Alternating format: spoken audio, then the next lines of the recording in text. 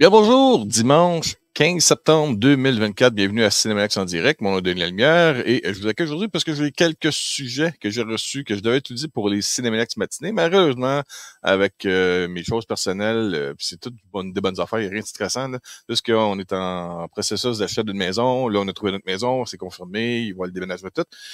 Je me suis dit que la formule de Cinémalex matinée, bien qu'elle fonctionnait et qu'elle semblait intéressante pour les gens qui regardaient chaque matin, je vais plus la transformer un peu comme ce que je vais faire aujourd'hui, là, prendre tous les sujets que je parlais chaque matin durant les jours de semaine et ne l'utiliser qu'une fois par semaine en matinée, le jour de mon congé, parce que j'ai un horaire, on travaille de 4-10, mais c'est jamais le même. Donc, je ne pourrais pas vous dire que c'est le mardi matin, c'est le mardi matin, mais ça sera lorsque je suis en congé, une fois par semaine, je prendrai le port des communiqués de presse, des agences de communication, des studios qui sont envoyés à mon courriel de cinemax.net pour vous parler des nouvelles locales et nationales et internationales qui me sont envoyées. Fait que là, je vais faire un résumé de ce que j'ai reçu dans la dernière semaine que je devais parler lors des Cinémalex matinés, mais ça va me nourrir de ça. J'ai aussi, je pense, que Marie Lebel devrait pouvoir se joindre à moi pour le direct pour parler de différents sujets qu'elle m'a listés il n'y a pas si longtemps que ça. Fait que je vais commencer tranquillement, pas vite, avec ce que j'ai comme sujet. J'en ai 1, 2, 3, 4, 5, 6. Bon, je vais vous lire ces communiqués-là. Vous me direz si ça vous intéresse, quoi que ce soit. Moi, je pense que ça ont fait popper. Donc, micro-cabaret Kino Tohu, quand le cinéma côtoie l'extraordinaire. Ça, c'est sur la métropolitaine, tout près du bureau chef de... comment ça s'appelle donc? Le Cirque du Soleil. 26 septembre à 20h. Quand le cinéma côtoie l'extraordinaire, la Tohu célèbre ses 20 ans de façon cinématographique avec un micro-cabaret Kino Tohu. Donc, la Tohu célèbre ses 20 ans cette année. Pour l'occasion, elle s'est associée à Kino Montréal et mettra de l'avant le 7e art en présentant le 26 septembre, donc c'est très bientôt, dans sa salle circulaire, un festif micro-cabaret Tohu, présenté par Crave en collaboration avec l'Innis, Royal Photo, Luna et On tourne vers. Cet événement gratuit est ouvert à tous. Donc, j'imagine qu'il nous invite tous. Animé par Frédéric Barboussi, cette soirée donnera l'opportunité à 5 cinéastes choisis pour l'occasion de présenter un court-métrage de leur cru de 6 à 8 minutes, inspiré par la TEU, qui aura pour thème Quand le cinéma côtoie l'extraordinaire. Je trouve ça cute, c'est bien fait, ça date. La date, je trouve pas, c'est pas dans mon genre que je dis, oh, c'est Keton, non, ça a l'air pas bien, intéressant.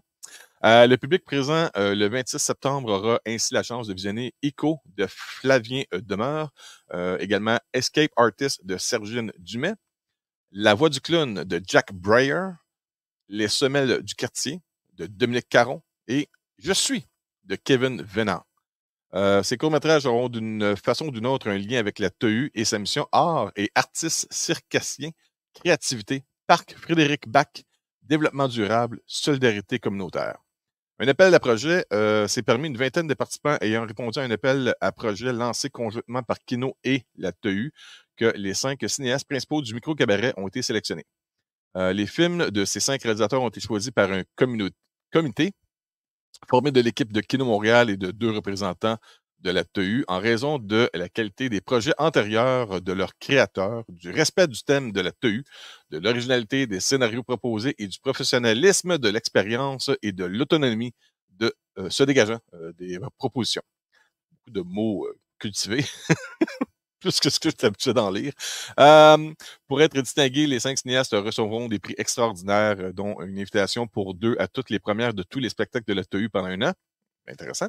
Incluant le festival Montréal complètement cirque, ainsi qu'une formation du programme On tourne vers, qui leur permettra de développer des compétences en développement durable afin d'adopter des pratiques plus respectueuses de l'environnement lors de leur production, en plus d'une carte cadeau de Royal Photo. À noter que cet établissement-là de la TEU, elle est très, très près d'un centre de recyclage.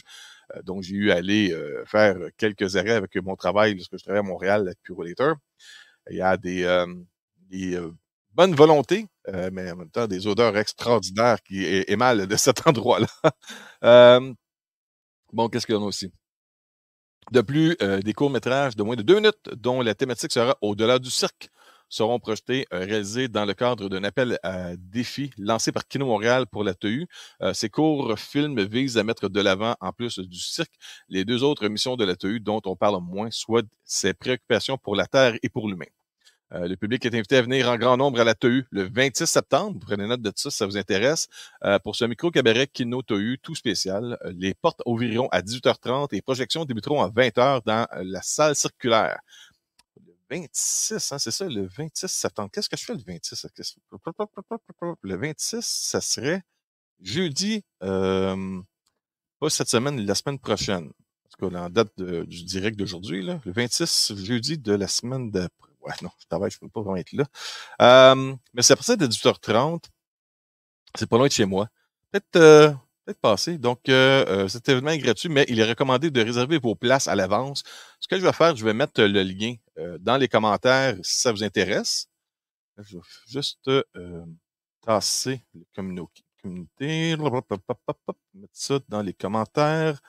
Donc, OK. Je vais mettre ça ici comme ça. Attends un petit peu. Marie, je viens de te voir dans l'onglet. Je vais t'ajouter dans un instant. Ça ne sera pas long. Hey Ben! Hey Ben! Donc, je vous inscris ça dans les commentaires sur notre compte Twitch, sur notre chaîne Cinémax en direct de YouTube et sur la page principale Facebook de Cinémax également. Vous allez retrouver le lien pour la billetterie si vous voulez réserver votre siège pour cet événement-là. Puis, je vais mettre aussi pour la programmation, pour tout savoir de la programmation de l'événement. Je vais vous mettre un autre lien si ça vous intéresse. Ah, c'est pas pire de cette façon-là, comme ça. Donc, et voilà, pour tout savoir, ça c'est pour l'événement Micro-Cabaret Kino TEU, quand le cinéma côtoie l'extraordinaire. Pas pire, ça, comme sujet. Pas pire, pas pire, pas pire. OK, Marie. Elle est là, elle est là, elle est là. La voici, la voilà. Vous allez bien, mademoiselle? Ouais. À cette heure-là, je suis bien réveillé. J'ai déjà pris un smoothie, un jus d'orange, un café, un bon déjeuner et j'ai pris ma douche. Donc, je suis comme pop, pop. Et je m'en vais avec ma douce moitié voir Michel Rivard. Michel Rivard. Ouais, Michel Rivard, qui fait une tournée de ses 50 ans de carrière. C'est pas un artiste que moi, habituellement, je suis, mais j'ai écouté cette musique-là lorsque j'étais jeune. Je pense que ma mère écoutait ça. Ma conjointe Isa adore la musique québécoise. On ouvre un poste de radio, peu importe ce qu'il joue, elle est capable de chanter les paroles. C'est une chanteuse qui s'ignore. Hein, Isa? Ouais, c'est ça. Elle dit, ouais. Elle a la voix toute maganée à cause d'un rhume, c'est ainsi. Hey, Ben, il dit, gars, Marie, juste pour toi. Mon Big Ben, il dit, bon matin, Marie. Marie, tu as plusieurs sujets. Fait que, garde, tu as la chance ce matin de ne pas être interrompu par aucun de mes petits gars. Fait que je te laisse commencer, vas-y. Et puis moi, je vais juste au pire te poser des questions s'il y a de quoi, mais regarde, tu as le champ libre, comme on dit. Ben, écoute, je vais commencer par les séries que j'ai regardées cette semaine. Donc, j'ai commencé par la série Supercell parce que je pense pas qu'on en a parlé ici. Martin en a parlé. Martin en a parlé, mais je ne me rappelle pas vraiment s'il a vraiment fait juste comme annoncer qu'il voulait en parler ou qu'il n'avait parlé, mais Supercell en a parlé. Je me rappelle, j'avais de la misère à l'écrire, je ne savais pas si c'était Supercell ou Supercell. Supercell, genre S-U-P-A-C-E-L-L. D'accord. Donc, en fait, c'est l'histoire d'un jeune garçon, d'un jeune homme qui, en fait, c'est plusieurs personnes, mais il est quand même centré sur une histoire, là. D'accord. Donc, c'est l'histoire d'un jeune homme qui, tout d'un coup, il se met à avoir un pouvoir qui, en fait, tout le monde se met à avoir un pouvoir qui se révèle par le fait que leurs yeux deviennent comme jaunes. Ça, c'est au moment où le pouvoir s'active. Donc, il y en a justement un des personnages principaux, c'est vraiment, il se retrouve dans le futur. Il voit qu'ils sont une gang contre des méchants dont on ne voit pas le visage. Puis, justement, il y a son moi du futur qui lui dit, il faut que tu trouves tous ceux qui sont là et que tu les ramènes et que tu les... que vous ralliez ensemble parce que, voilà, il y a quelque chose qui s'en vient et il faut vraiment que vous soyez on n'a pas eu assez de temps, il faut vraiment qu'on soit liés tous ensemble. Donc, suite à ça, il y va. Il tente de trouver les autres personnes. Donc, les autres personnes, on a une espèce de type qui est une petite, enfin, j'allais dire une petite frappe, pas vraiment, mais qui fait partie quand même des gangs de rue. Un chef de gang de rue quand même assez présent dans la ville. Ça se passe à Londres. Donc, tout ça, ça se passe à Londres. Donc, c'est ça, c'est un chef de gang de rue qui, lui, n'hésite pas à être violent, n'hésite pas à faire beaucoup de choses très, très mauvaises dans la vie. Donc, tu te dis, oula, c'est sûr qu'il faut, si je serais allé à ce type, ça va être peut-être un peu intense. Mais bon, lui, il a la capacité de devenir invisible. Il y a une jeune fille qui, elle, est... voilà, qui vit une vie d'infirmière, enfin, elle est infirmière, voilà, elle a des petits, sa sœur, elle a des troubles dans la vie, un peu avec justement un autre type de gang de rue, dont elle essaye de sortir de cette relation, mais sa sœur, elle veut vraiment rien entendre. Elle, son pouvoir, c'est la télékinésie, donc elle peut faire bouger les choses par la pensée. Puis on a un autre, lui, c'est la vitesse, donc il est super rapide. Tout d'un coup, il voit qu'il est en train de rater un bus, puis il se met à courir et puis il se rend en Écosse, tout simplement. Donc ça l'amène beaucoup plus loin que ce que c'était prévu. Et puis voilà, donc ils sont tous là. Ils sont tous en... Ah oui, et t'en as un qui est super fort aussi. Voilà. Donc, t'en as un qui est super, qui a de la force. Et puis, en fait, voilà. Lui, il a des soucis d'argent. Puis, à un moment donné, il se rend compte qu'il a de la force, qu'il est un distributeur. Puis, il essaie de retirer de l'argent. Puis, il pète le truc sans le vouloir. Mais il se retrouve avec plein de billets. Donc, bref. Donc, tout le monde se rend un peu compte de leur pouvoir comme ça. Et en fait, on se rend compte que... Parce que bon... C'est une mutation? C'est quoi? C'est où ils sont nés comme ça, mais il n'y a pas connu leur pouvoir? C'est ça, c'est une forme de mutation, le supercell, genre la cellule. Ça me fait penser un peu à ce que tu parles, le film avec Jimmy Foxx sur Netflix, là, Project Power, où est-ce qu'il prenait un comprimé? Non, parce que ça, c'est qu'ils prennent quelque chose. C'est un peu... Okay, ouais. Moi, je trouve Project Power, ça ressemble plus à comment ça s'appelle? Ce matin, c'est un peu intense. Ça ressemble un peu plus à The Boys. Parce que justement, tu dois prendre quelque chose. Tu dois prendre une substance afin de devenir super. Mais Supercell, c'est pas ça. Project Power, en plus, ça a des conséquences absolument désastreuses de prendre ce produit. Donc, bref, mais là, ça ressemble plus à... C'est ça, c'est un peu... Voilà, c'est un peu un gène mutant. C'est pas trop l'origine. Tout ce qu'on sait, c'est qu'il y a un genre de sous... branche du gouvernement ou privé qui travaille, qui a déjà capturé d'autres personnes qui sont avec cette capacité-là et qui les étudie et qui essaye de les localiser. Donc, en fait, voilà, on voit qu'il y a quand même beaucoup de trucs qui se préparent, ils se font à leur insu un peu chasser par cette espèce de branche obscure, parce que bien évidemment, une fois que les uns et les autres découvrent leur pouvoir, ils en abusent un peu, beaucoup trop. Puis ils se font chasser par ces gens-là. Bref, moi j'ai bien aimé la série. Par contre, les personnages, leur arc narratif, il est nul, mais vraiment, c'est vraiment très nul. Je trouve que, et pardonnez mon langage, c'est tous des idiots, quoi. Vraiment, tous des idiots. Ils font tout ce qu'il faut pas faire, ils font, tu sais, je veux dire, eux et leurs proches, parce que, voilà, t'as des scènes où il y a l'autre, sa copine se ramène sur un champ de bataille, t'es là, mais qu'est-ce que tu fous là, toi? Il dit, fous le camp. Va-t'en, tu vas te faire blesser, tu vas te faire mal, nanana, et puis non, je partirai pas sans toi. Genre, mais tu vas faire quoi, toi, en fait? T'as pas de pouvoir. Tu vas faire quoi? Tu vas faire arrêter les amis. Comptez après moi. Silence. Une lance, deux lances. Non, ça marche pas comme ça. Bref, et puis, bien évidemment, ces types de gangs de rue aussi, ils sont idiots, ils sont très bêtes. Donc, j'espère parce que je sais qu'ils ont été renouvelés pour une deuxième saison. Ouais. Au début, ils annonçaient ça comme le truc qui faisait concurrence aux autres séries super-héros, justement, du genre.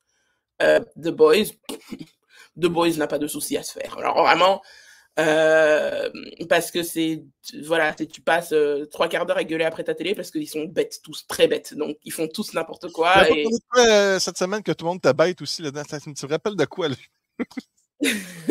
En tout cas, continue, excuse-moi, Marie. Mais c'est ça, ils sont tous bien imbéciles et tu comprends pas pourquoi ils sont écrits aussi mal, enfin, aussi vraiment comme s'il leur manquait la capacité intellectuelle, quoi. OK. C'est terrible. Donc, je veux dire, le type qui essaie de rallier tout le monde, je veux dire, c'est quand même assez précis, là, son task. C'est d'aller chercher tout le monde, de trouver leur nom, ils trouvent leur nom, ils les trouvent tous. Mais à chaque fois qu'il arrive devant, je dois te parler. Et les autres font, fuck out of there. Non, mais non. Donc, je sais pas, j'ai trouvé que c'était. Puis là, le gars, il argumente pas plus, en fait. Il essaye pas de trouver des arguments. Puis bien évidemment, c'est quand c'est trop tard qu'il arrive à bien leur parler. Mon moi futur, blablabla. Alors que je sais pas pourquoi il ne sort pas avant. Bref, c'est un peu trop le bordel à mon goût dans cette série. J'apprécie beaucoup le fait que ce soit quelque chose qui se passe en Angleterre, donc à Londres, avec des personnages pratiquement exclusivement noirs aussi. D'accord. Parce que bon, Quelle différence ça apporte ça, Marie? Pas nécessairement pour toi, mais pour la façon de raconter l'histoire ou peut-être l'environnement ou la bah, façon de. ça démocratise le fait que bon, bah, les super-héros, ils viennent pas de New York, les États-Unis, quoi. D'accord, Ou OK. de la Silicon Valley, tu sais, on dirait que voilà. Je veux dire, quand on parle de Marvel, de DC, de whatever, they all come from the United States. Je sais pas pourquoi. Et il y a, allez, non, t'as Black Panther qui vient du Wakanda. Tu vois, donc c'est un peu, et puis bien évidemment, c'est toujours des environnements qui sont prédominants blancs, alors que, ben, pourquoi est-ce que, je veux dire, si on est tous des êtres humains, puis bon, les mutations, les mutants, j'ai l'impression que même X-Men, ils sont un peu plus inclusifs. Bon, t'as Tornade, t'as un handicapé, Charles Xavier, donc t'as quand même. Les noms comme Logan quand il est dans le premier film, là, toi, tu comme How do we call you? Wills? Exact, tu sais. Wills? Donc c'est quand même, j'ai l'impression que c'est ça, il y a au niveau d'une série, parce que je vois qu'il y a des séries qui sont aussi peut-être coréennes, mais qui ont peut-être un peu moins de succès, ou qui sont peut-être un peu moins regardées, parce que justement, je peux comprendre que il y en a qui n'aiment pas les sous-titres, qui n'aiment pas mettre des sous-titres, et je peux comprendre que la traduction par-dessus, j'ai l'impression qu'on est moins expert en traduisant par-dessus des lèvres qui parlent une autre langue que celle de l'anglais, en fait. D'accord. Donc, ça peut amener un décalage. Moi, j'ai vécu ça dans Squid Game. J'ai dû comme m'adapter pendant un épisode parce qu'effectivement, ça marche pas. Enfin, c'est Ouais. normal, c'est une autre langue. Mais Point.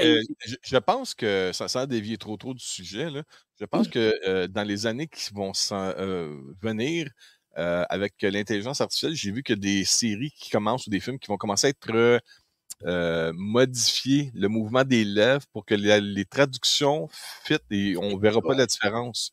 Parce que la façon de bouger la mâchoire, les lèvres, la langue est différente d'un genre de langue à un autre.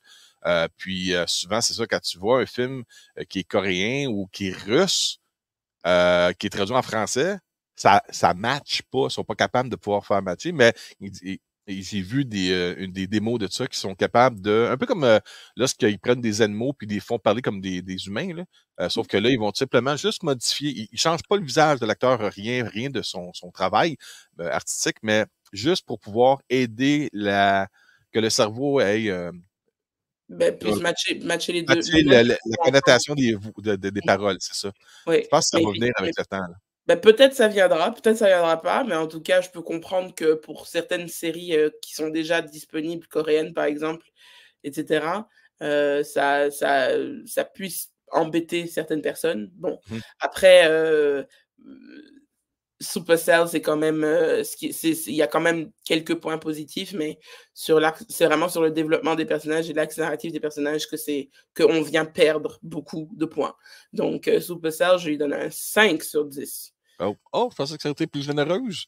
Toi qui as Non. souvent un cœur généreux pour ce genre de produit-là. Non, parce que je veux pas que la stupidité du personnage fasse partie de la tension dans le film, en fait.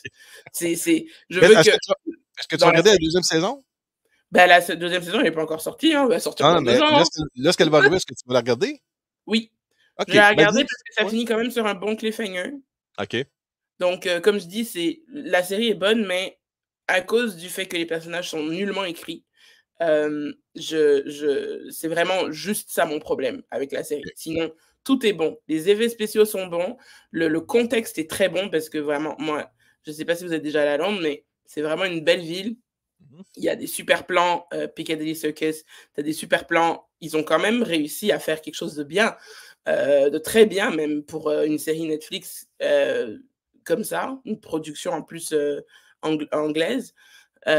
Vraiment, j'ai été impressionné par ça, mais c'est vraiment, on vient vraiment juste perdre des points sur la façon dont les personnages sont écrits parce que moi, je regarde, je sais pas pour vous, je regarde des séries et des films pour décrocher. Pas pour me dire, mais qu'est-ce qu'elle est conne celle-là, nanana, mais pendant tout le film, en fait. Ouais, Je ouais. les peux pas. Ouais, j'ai l'impression d'écouter Ça une vient série, m'enlever. c'est plein de Valérie Plante là-dedans. C'est OK. ça, ça vient m'enlever du truc, quoi. Tu vois ce que je veux dire? Donc ça vient ça vient m'enlever du moment et j'aime pas les trucs qui m'enlèvent du moment. Donc là, malheureusement, je suis beaucoup enlevée du moment par beaucoup de scènes, mais je vous conseille quand même de le regarder parce que c'est une série qui vaut quand même la peine d'être regardée, OK. puis qui a été bon, on sait qu'il va vivre au moins 2 saisons. On verra bien pour le reste, mais bon, la saison 2, je pense pas qu'elle sortira avant au moins 1 an et demi parce que Supercell, c'est sorti au printemps.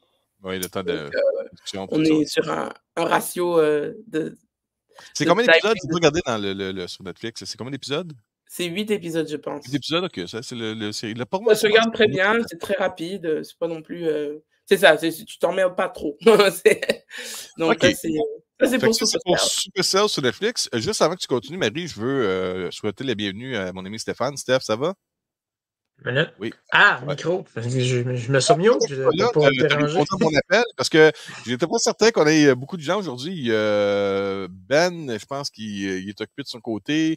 Desto et Jocelyn sont dans chacun de leurs endroits respectifs partis voir un visionnement fan event de Transformers One. Ah, Ouais, et qu'est-ce que puis tu fais ici, toi, si... je suis une personne responsable. Comme je l'ai vu, c'est correct, mais inquiète-toi pas, Oh, la semaine ouais. prochaine, je retourne d'avoir. Oui. Mais je voulais savoir, est-ce que tu as des sujets de ton côté? On va continuer avec Marie avant, mais de ton côté, tu as des choses que tu peux nous apporter aujourd'hui? Ben, juste pour continuer sur ce que tu viens de dire, Transformer One, si je me trompe pas, juste, tu me corrigeras parce que c'est toi le passionné. Cet événement-là est en IMAX 3D ou en Ah, D-Box, c'est quelque IMAX. chose comme ça? Je sais pas si c'est IMAX 3D, mais je sais qu'il me semble que c'est IMAX. Ouais. Pourquoi? Ouais, fait que, non, non, mais c'est parce que pour ceux qui l'ont vu ou qui l'ont pas vu encore, peut-être que là, c'est une belle occasion d'aller le voir pour, Ben là, pour le ceux que ça visionnement est là. intéresse. Je pense que ça commençait à Ouais. 11h30 ou 11h, de quoi de même. Là. Mais y a-tu plus qu'une représentation? Non, je pense que c'était un événement aujourd'hui parce que le film sort Ah, officiellement ok. vendredi qui s'en vient. Ah, ok, ok. Bon. Et Ben, ma très bien. critique en passant, elle est en ligne pour Transformers One. Mhm. Allez voir ça, c'est bon. C'est ce que la très, très grande majorité de toutes les critiques de tous les genres disent, c'est la surprise de l'année. Ok. Je vous le dis tout de suite, là, c'est vraiment bon. Là. Ouais. Je pensais être sous l'effet de stimulus jouissus organicus, je ne sais pas comment dire ça, tu sors d'un visionnement que tu l'as vu un mois avant tout le monde, puis tu dis hey, c'est bon, c'est Ouais. bon, c'est bon, c'est bon, c'est bon. Non, non, tout le monde dit la même affaire. Là. C'est pas moi Ok. qui est fou, le film est C'est vraiment. pas juste parce que toi, t'es fan pis t'aimes vraiment ça que Non, t'as non, puis un je vous dis, parti c'est un pris, là. film. Marie, t'es à côté de moi, là, comme ça. C'est Marie. Mhm. Je sais que tu es une fan de Transformers, toi aussi. Là. Je te le Oui. conseille fortement. Si tu es capable de trouver l'agencement de 3D et les bancs d'e-box, après vous, ça va être écœurant pour ça. Ça Ok. vaut, je pense que ça vaut la peine de sortir 30 de tes poches, payer des bancs C'est pas 30 d'e-box et un les visionnement les 3D. box. C'est un manège de 1h30 à 2 heures. Là, Ouais. Oui, bah, euh, je voulais tenter d'aller avec mon petit voisin qui a 8 ans, 9 ans, donc écoute, il va essayer. rire, il va rire, il va rire. Il Mais, va, il va. ouais, Steph, ma question, c'était est-ce que tu as des sujets? Ou tu veux juste m'accompagner? Non, mais il y a un paquet de petites choses que je peux partager. Premièrement, sur TVA, à partir du 22 septembre, il y a la série Lisbeth qui va sortir en français. Ça, c'est... Tu sais, quand une actrice fait tellement bien sa job qu'on prend ton personnage qu'on voit peut-être 5 fois dans toute une série, puis on fait un spin-off avec. C'est carrément ça.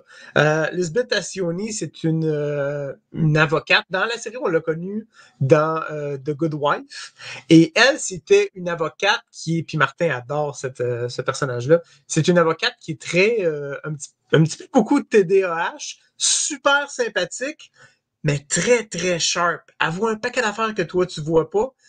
Fait que elle va faire des connexions que la plupart des détectives, des autres personnes, quand tu fais une enquête, quand tu présentes un dossier, ne voient pas. Et puis son côté TDAH, c'est comme, oui, mais quand la personne elle s'est faite frapper, c'était « Oh mon Dieu, tes boucles d'oreilles sont tellement belles, j'en veux. » T'es comme, si où t'as trouvé ça? Puis elle repart, elle revient sur son sujet. Fait qu'elle est vraiment comme disjonctée, mais à l'intérieur, elle n'a pas gardé elle a pas coupé le fil, là. Elle sait où qu'elle s'en va, elle sait ce qu'elle cherche. C'est un peu comme... c'est la rousse, là? Oui, c'est ça. C'est les ouais, d'accord. Puis ils ont donné sa série. Moi, je l'ai vue en anglais déjà, mais en français... La série, en gros, c'est sur quelle chaîne, quel streaming, OK. La version anglaise était sur Disney+. Ah, sur Disney+. Oui. Okay. Et la version française va être sur TVA à partir du 22 septembre. Sur Disney+, vous pouvez la regarder au complet. Tous les épisodes sont sortis. Mais sur TVA, ça va être un épisode par semaine et tout. Il y en a, je pense, c'est 10. Alors, parce que là, avec il y a eu comme la grève, fait que cette année, 2023, 2024, pas mal toutes les saisons sont 10 épisodes. Peu importe la série que vous regardez. Alors, pour ceux que les séries américaines que vous regardez qui s'en viennent en français cette année, ça va sûrement être une saison plus courte, ça va être sûrement seulement 10 saisons. Alors, c'est Lisbeth, hein, c'est ça? Lisbeth? Lisbeth. D'accord. Oui, c'est ça. Puis, je vous invite à découvrir ça si... je pense que c'est une femme exemplaire. En français, The Good Wife. En français, c'est une femme exemplaire pour The Good Wife. Après, je ne sais pas beaucoup comment ça s'appelle, le spin-off de femme exemplaire qui s'appelle déjà The Good Fight. The Good Fight, ouais, je ne sais pas mon nom plus en français. Je ne sais pas c'est quoi le titre en français, mais on la voit dans les deux. Oui, on la voit dans les deux. Fait que là, Par contre, toi, tu l'as vu déjà ou pas? Oui, la série Lisbeth, je l'ai vue. Voilà. Et là, on a à poser par rapport à ça. Est-ce que, parce que justement, dans la série, ce qui fait que c'est agréable de la voir une fois de temps en temps, c'est que, comme tu dis, elle est un peu... elle sait ce qu'elle fait, elle dit n'importe quoi, un petit peu pour faire... j'ai l'impression que c'est justement un personnage que le personnage joue, c'est d'être un peu... d'avoir l'air un peu nounoun. Tu sais, pas avoir l'air d'être à son affaire, mais finalement, elle te plaît à chaque fois. Par contre, je me demande, est-ce que cette formule-là, répétée sur plusieurs épisodes, est-ce que ça va pas lasser les gens? Ça, c'est un bon point, dans le sens que c'est une formule. Tu sais, la formule est la même. Il y a une situation. Parce qu'elle, premièrement, à part j'oublie de quelle ville elle était, mais elle arrive à New York. Puis il y a une raison spécifique, elle arrive à New York, que vous allez apprendre en regardant la série. Elle n'est pas là juste pour le fun. Mais il y a beaucoup de changements dans sa vie, fait qu'elle vient s'installer à New York. Puis même sa première journée, de la manière qu'elle se présente, elle arrive sur la scène de crime, puis elle se met dans les affaires des enquêteurs. Ils font, c'est qui elle? Il dit, c'est ma référence de l'autre ville. Là. On l'a fait venir, puis fait que là, arrange-toi pour travailler avec. Je sais qu'elle est un peu spéciale, mais t'es pogné avec. Fait que, tu sais, c'est le boss qui fait, vous êtes trouvé une façon de l'accepter puis de l'intégrer dans ce que vous faites. Fait que c'est ça. Fait que, oui, la thématique devient un petit peu répétitive, mais un épisode par semaine, ça va très, très bien passer. Ça va même passer vite. Moi, j'aime écouter en rafale. C'est ça? C'est ça que Marie-Tête a dit. Ça devient répétitif, effectivement, quand on la regarde en rafale. Mais un épisode par semaine, c'est du bonbon. Vous allez avoir hâte à l'épisode de la semaine d'après. Ça va être vraiment, vraiment génial. Alors, je vous recommande ça. Vous allez avoir beaucoup de plaisir à regarder ça. Merci, Steph. Moi, dans The Good Wife, c'était mon personnage préféré. Alors, avoir une série je pourrais l'écouter back-à-back. Puis L'as-tu écouté, Elisabeth, Martin? Oui, puis c'était sur Paramount+, c'était un épisode par semaine. Je veux dire, j'avais hâte à la semaine, puis souvent... Okay, c'est sur Disney+, c'est sur Paramount+. Non, mais moi, j'ai pas Paramount, fait que je l'ai vu sur Disney. Il jouait sur CTV. Ouais, OK. Puis après, il jouait, une journée plus tard, il jouait sur Paramount+. OK. Peut-être que c'est moi qui ai pacté, puis je l'ai regardé, mais il me semble que... OK, peut-être que je l'ai regardé sur CTV. Désolé, la mémoire, hein. J'ai regardé trop d'affaires. On a un spécialiste de trop de mémoire ici. Ouais, non, c'est ça. Dans de la compétition aujourd'hui. Fait que désolé, mais le point, c'est que le 22 septembre en français, c'était plus tôt, durant l'été, il l'avait annoncé pour le 10. Puis là, je suis comment ça que ça. Mais là, c'est ça, c'est le 22 finalement. Quand tu parles de plus tôt, tu parles de avant ou tu parles de la chaîne de streaming plus tôt? Pardon? Je dis, t'as dit plus tôt. Est-ce que tu parles de plus tôt dans le sens plus tôt avant ou plus tôt de la chaîne de streaming? Durant cet été. Okay. Parce que CTV, qu'est-ce qu'ils font? Puis la plupart des séries, des chaînes, quand tu as toujours une division sur demande, mais les dernières saisons sont disponibles jusqu'à un certain temps, puis après, ils les enlèvent pour laisser place. Puis c'est ça qui est un peu décevant. Tu sais, il y a deux déceptions avec le streaming. Quand tu es abonné à un streaming, un service comme Disney ou ces choses-là, à un moment donné, ta série, tu fais, je me suis abonné pour ça, mais la regarder plus tard parce que j'ai trop d'affaires. Là, tu viens pour la regarder, puis là, ils l'ont enlevé. Ça. Fait que ça, c'est la première frustration. Deuxième frustration que Martin, je pense, a vécu, c'est que tu achètes un film en streaming, il est supposé d'être à toi, puis le serveur, il fait, non, on n'a plus les droits, fait qu'on l'enlève. Fait que c'est le fun que tu as payé pour, mais c'est fini, tu l'as vu. Un gros exemple dernièrement de ce que tu dis, là, quand ils ont sorti Patrick Sénégal présente en streaming, là, tous ces films étaient disponibles en streaming aussi. Puis aussitôt que la série était finie, ma blonde a dit, hey, je vais aller écouter ces films de Patrick Sénégal. Il n'était plus là. C'est ça, fait qu'il y a une espèce vraiment de frustration, mais là, surtout, c'est quand tu payes pour le film, tu fais, je l'ai payé, fait qu'il est à moi. Ça arrive il est en ligne. C'est dans le cloud, c'est pas supposé prendre, tu sais, c'est là, fait que c'est ça. Fait que pour répondre à ta question, c'est cet été, je l'ai vu. Là, j'ai fait ma Lisbeth, c'est un très bel exemple de qu'est-ce qu'elle fait. Je l'ai vu cet été à cause que je savais que CTV laisse les saisons complètes pendant un petit bout, puis après, des fois, les enlève. Puis même quand on écoute à toutes les semaines, on se dit, je vais attendre NCIS ou CSI, je vais attendre que la série sorte au complet, puis après, je vais la regarder en rafale. Il y a des séries que j'ai au complet. Il y a des séries que j'ai les 5 saisons au complet sur demande de disponibles. Mais il y en a d'autres que les 3 premières sont disponibles, puis de la minute que la 4 apparaît, la 1 est enlevée. Fait que là, c'est comme Fait que je peux pas me faire avoir pour ça. Ouais, qui m'amène à l'autre coffret. CTV fonctionne avec un disque dur externe de 1 Tb. Ils ne peuvent pas en mettre plus. C'est ça. Il y a une petite clé USB là, de 128 gigs. OK. Bon, ça, c'est Lisbeth. C'est Elisabeth, by the way. Lisbeth. Ça s'écrit E-L-S. C'est Elsbeth, oui, c'est ça. C'est Elsbeth. Si vous cherchez Lisbeth, vous n'allez pas le trouver. Et il est sur Paramount+. Okay. Ah, OK. Bon, désolé. Alors, désolé pour l'erreur de ma part. Mais c'est en français sur TVA, le 22. Bon, OK.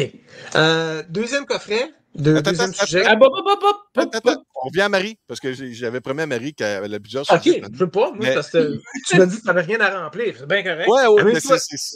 OK, Marie, à toi. Oui. Donc, moi, j'ai regardé aussi la série The Perfect Couple sur Netflix. Ça a été une semaine Netflix, hein? Ouais. Donc, The Perfect Couple, on est avec Liev Schreiber, avec Nicole Kidman, puis avec Dakota Fanning, oui, que j'aime beaucoup. On retrouve aussi Megan Fahy, qui, elle a joué dans la dernière saison de White Lotus, que les gens vont reconnaître s'ils ont regardé The White Lotus, et plein d'autres personnages. Donc là, ça, c'est l'histoire d'une jeune fille qui s'appelle Amelia, qui veut épouser qui va épouser son fiancé Benji qui fait partie d'une très, très riche famille, old money, de Nantucket aux États-Unis. Nantucket qui est quand même une île de millionnaires et milliardaires, hein, voilà.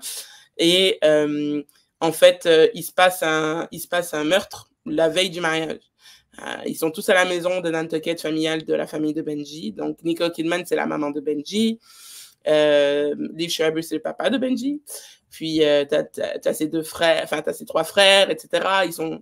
Ils sont tous là. Et en fait, il se passe un meurtre. Et on va essayer de trouver déjà qui est mort et surtout pourquoi. Qui l'a tué et pourquoi. Donc, c'est un peu un meurtre émissaire. Ah, il y a aussi Isabelle Adjani, que j'ai trouvé qui était assez surprenant comme casting, parce que Isabelle Adjani, c'est une grande actrice française et que je ne savais pas du tout qu'elle parlait aussi bien anglais. Je me trompe pas, je me trompe pas, dans La Matrice, c'est pas elle qui avait joué dans La Matrice? Isabelle Adjani? C'est-tu elle? Quel rôle? Non, c'est Monica. Monica, je mélange. Désolé, continue. Non, Isabelle Adjani, c'est la reine Margot. Ok, désolé, continue. C'est bon, donc, je m'excuse. C'est ça. Elle a été. En fait, on sait que qui a été tué. On s'est un peu nébuleux au début, mais elle a un rapport avec la mariée, puis la personne qui a été tuée, puis justement, on va rentrer un peu dans cette famille qui est très dans les apparences, très. C'est des millionnaires qui font partie de la société américaine et européenne aussi, parce que Nicole Kidman, elle joue une femme qui vient de Londres. Puis, on va essayer de d'éplucher cet artichaut de secrets, puis de faire paraître, etc. Donc, il y a beaucoup de révélations qui sont faites pendant cette série. C'est un peu un meurtre et mystère, en fait. J'ai beaucoup aimé la façon dont c'était écrit. C'est très entraînant, ça se regarde très bien aussi. C'est sûr que Nicole Kidman, par contre, ça fait plusieurs fois, quand je dis plusieurs fois, c'est vraiment plus de 5 fois, qu'elle joue le rôle d'une housewife très froide. Elle joue parfaitement ce rôle, donc ça, c'est super. C'est top, parce qu'elle a quand même à un moment donné, elle a ce regard perçant, puis j'ai vraiment remarqué dans certaines scènes où elle réprimande les gens ou des trucs comme ça, où il y a du drama, où elle leur dit son fond de la pensée, elle a vraiment les yeux qui restent lockés sur la personne, puis si tu veux, c'est son visage bouge, mais l'œil, il reste pareil, puis c'est comme la paupière bouge pas. Elle est vraiment très forte pour jouer la colère, l'impatience, etc. Mais bon, ça commence à devenir aussi un peu répétitif de l'avoir toujours joué les femmes au foyer frustrées en mode j'ai tout fait pour toi, gna, gna, gna. Enfin bref, ça commence à devenir un peu redondant, mais c'était quand même une très belle performance. Puis ça fait du bien de revoir Dakota Fanning, ça faisait longtemps que je ne l'avais pas vue dans une... Dakota Fanning, on l'a vu dans... c'était quoi donc? Pas de Strangers, le film de... Ils sont devant une vitre, là, tu sais, ils sont dans une forêt, puis ils sont devant une vitre. Ah oui, c'est vrai. Oui. J'ai un blanc, là. Je l'ai vu en plus de M. Night Shyamalan. Oui. Watchers. Watchers, c'est ça, oui. C'est vrai que ça faisait tu vois, ça faisait longtemps qu'on l'avait quand même pas vu au cinéma avant ça. Et Dakota Fanning, ça fait longtemps que je ne l'ai pas vu dans une série, surtout. On l'a vu dans Le Justicier 3 avec Denzel Washington. C'est vrai. Qui faisait un contraste. Ouais, parce que la dernière fois qu'on l'avait vu, c'était dans The Man on Fire, avec Dakota Fanning, il faisait le bodyguard. Fait que c'était une belle réunion, je trouve. Ah oui, c'est vrai, ils ont des joueurs ensemble. Fait que c'est comme une réunion. Je ne l'ai pas vu le 3e encore. Non, c'est ça. Mais moi, je n'ai même pas cliqué que c'était elle, parce que moi, Dakota Fanning, dans ma tête, elle est tout petite encore, elle a grandi. Fait que dans le milieu du film, j'ai comme cliqué, je fais « Hey, shit! » Fait que c'est ça. Alors, désolé, continue, je voulais apporter précision. Vas-y.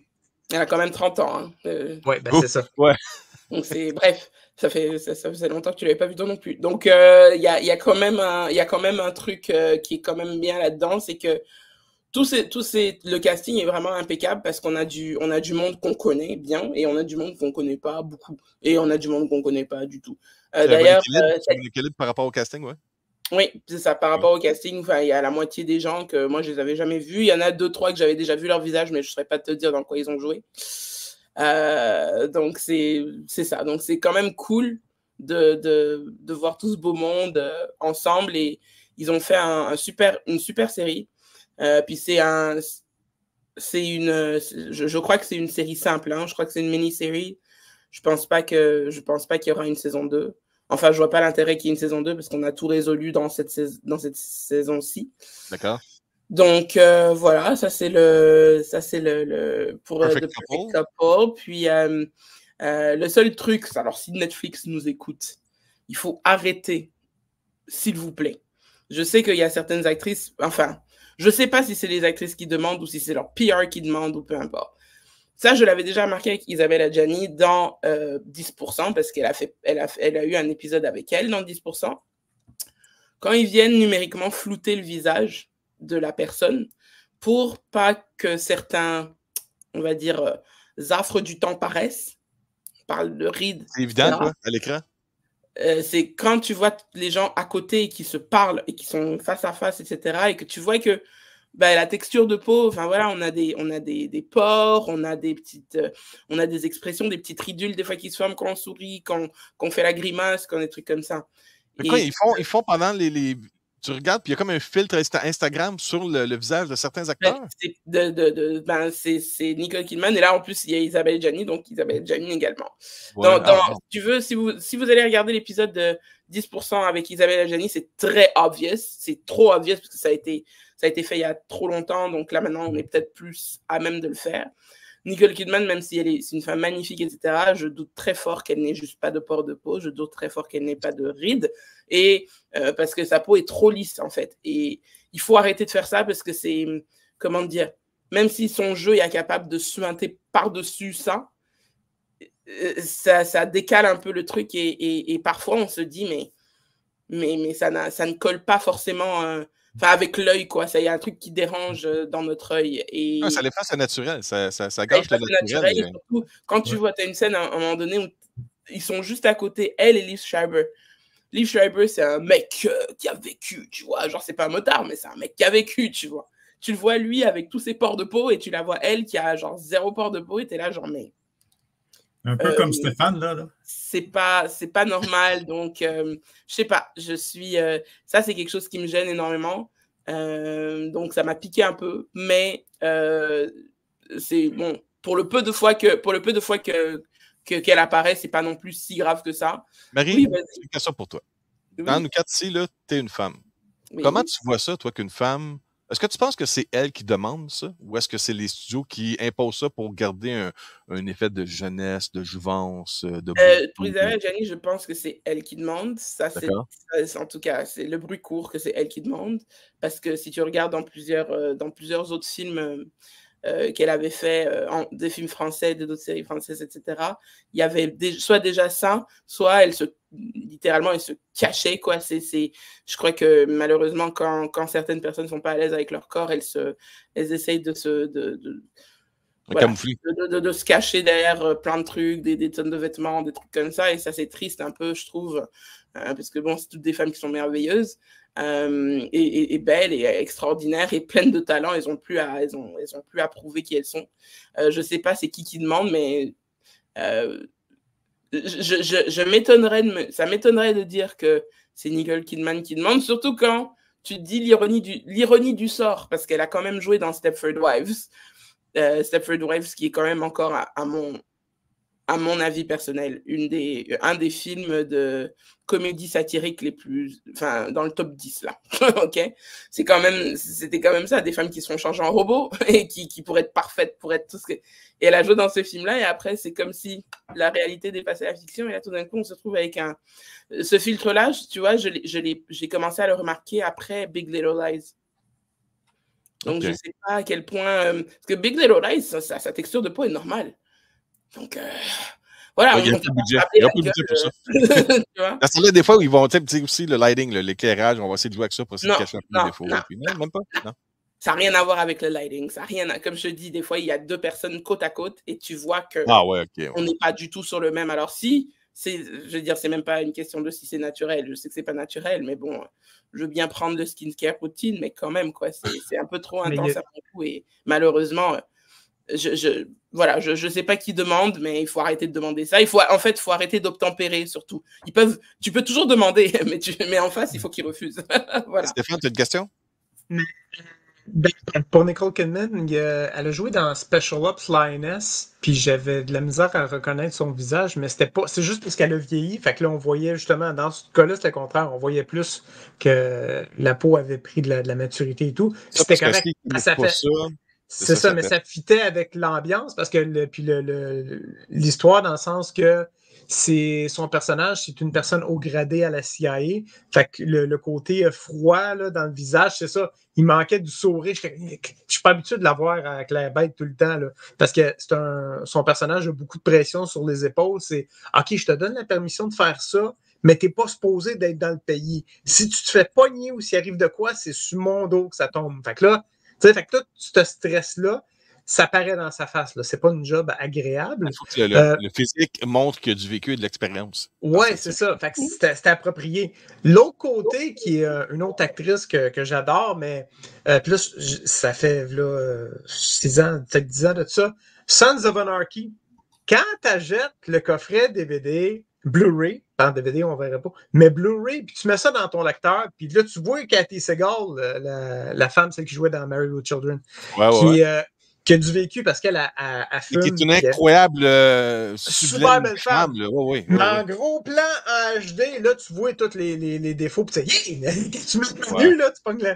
Fait mais c'est pas grave, c'est correct parce que justement, ça reflète l'authenticité. Mais je pense que je suis d'accord avec Marie parce que ça doit être, tu sais, quand tu es assis à la table puis tu négocies le contrat, là, dans votre budget, si vous voulez que je participe, vous allez inclure une partie du budget pour enlever les défauts parce que là, c'est pas vrai, je vais avoir de l'air ça. Dans Entourage, je me rappelle, Entourage, c'est une série de HBO sur le monde du cinéma. Puis celui qui joue le rôle de l'agent Harry Gold, à un moment donné, sa femme a dit chérie, je pense que je vais recommencer ma carrière d'acteur. Il a dormi sur le sofa. Il a dit ouais, qu'est-ce que tu penses? Tu as 44 ans, puis il tourne tout en gelé. Tu veux pas faire ça. Et monsieur, je pense qu'il a couché sur le sofa ce soir-là. Mais ce genre de commentaires et de discussions doit effectivement être une réalité dans les bureaux de production quand c'est le temps de négocier des contrats. Fait que, mais je suis d'accord avec Marie. Notre cerveau, il fait comme il y a quelque chose qui ne marche pas. Puis tantôt, quand tu parlais pour la traduction avec les lèvres qui vont être ajustées, le seul hic que j'ai pour ça, c'est que ta bouche fait une expression, mais ton visage ne matche pas. Ça, c'est peut-être l'affaire qui va nous accrocher un petit peu. Quand c'est des animaux... Ça dépend à quel niveau, jusqu'où ils vont aller pour manipuler la mâchoire. Tu comprends ce que je veux dire? Parce que tu peux pas juste ajuster le dialogue, parce que tout le reste de l'expression du visage. Ouais. Je pense pas que c'est juste les lèvres, je pense que c'est la mâchoire qui va être comme maquillée numériquement. Là. Ouais, c'est ça. Fait que, on s'éloigne beaucoup du sujet. Martin, avant de juste, Marie, tu avais une question pour Marie? Martin? Ça a été trop long, mon problème de mémoire est revenu.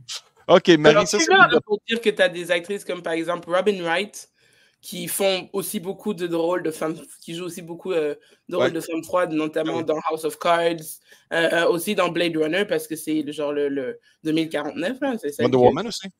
Wonder Woman aussi. Elle joue beaucoup de trucs, mais elle n'est pas floutée, elle n'est pas rien. Et puis, je veux dire, it's achievable, right?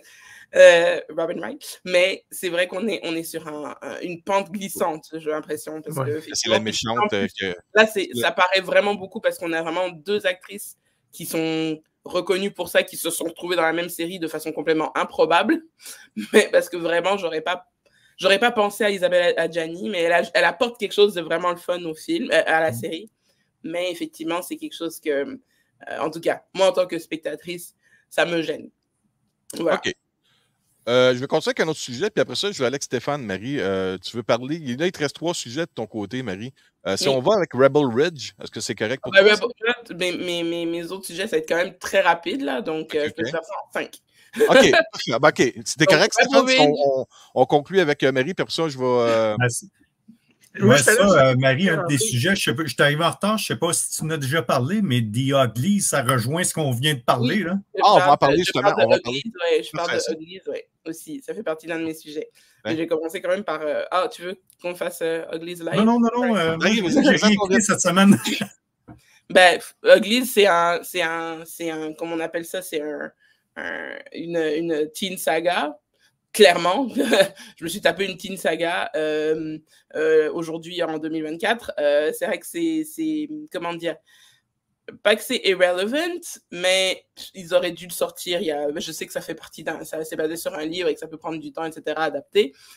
Mais ils auraient dû saisir la balle au bon il y a de ça des années, pas sortir ça maintenant. Je sais pas trop à quel point c'est, encore une fois, relevant de sortir un film comme ça maintenant sur une plateforme. Ça aurait dû être un film qui est, à mon avis, ça aurait dû être un film qui aurait dû être mieux travaillé et sorti au cinéma si tu veux vraiment faire une teen saga.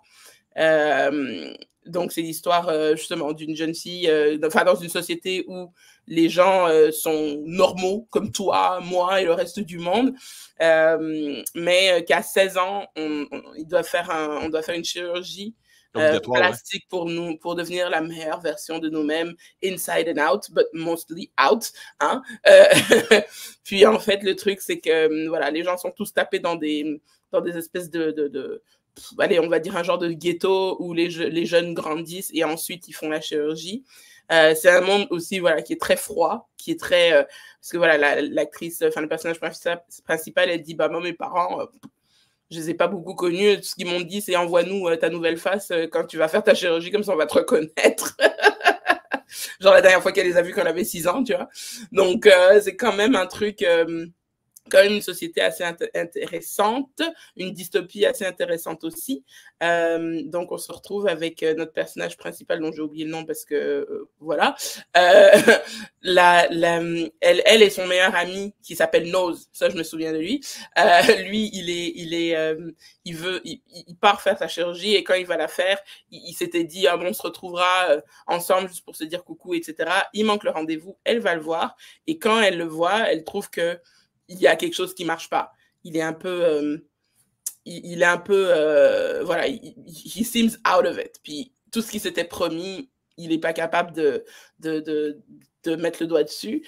Donc elle s'en va et puis il y a une des filles qui est avec elle à l'école qui lui dit bah viens, qui s'appelle Shay, voilà. Je me souviens de tout le monde sauf le personnage principal. S'appelle Shay et elles s'en vont dans la forêt. Enfin, elle s'en va dans la forêt. Donc elle quitte pour aller voir The Smoke, qui est comme un genre de groupe, pas un groupe terroriste là, mais en tout cas c'est un petit groupe justement qui veut vivre sans chirurgie jamais.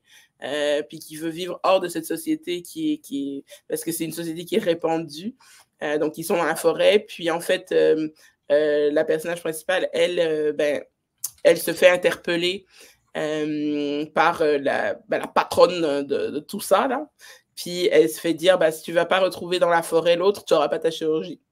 Donc, elle, ni une ni deux, elle y va parce qu'elle a été quand même programmée toute sa vie pour vouloir cette chirurgie.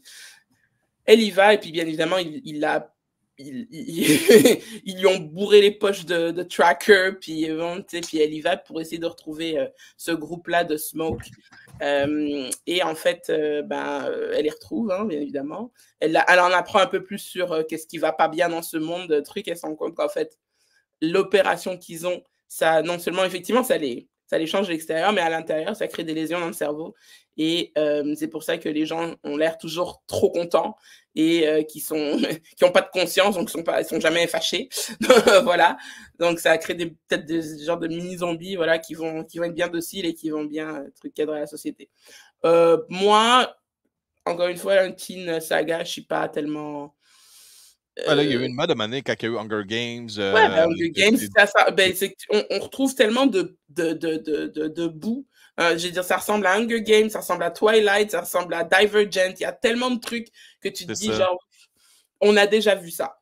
On a déjà vu ça et ça, c'est pas très intéressant à revoir maintenant, surtout comme ça. Je suppose que je ne suis pas le public cible. Voilà. Je ne suis pas le public cible pour ce film. Ça, je le reconnais bien. Je pense que c'est un film c'est une bonne porte d'entrée pour justement les adolescents qui veulent découvrir la science-fiction, l'exploration, les côtés mystérieux. Le fantasy et compagnie. Comme The Maze Runner aussi. C'est ces genres de films franchises-là.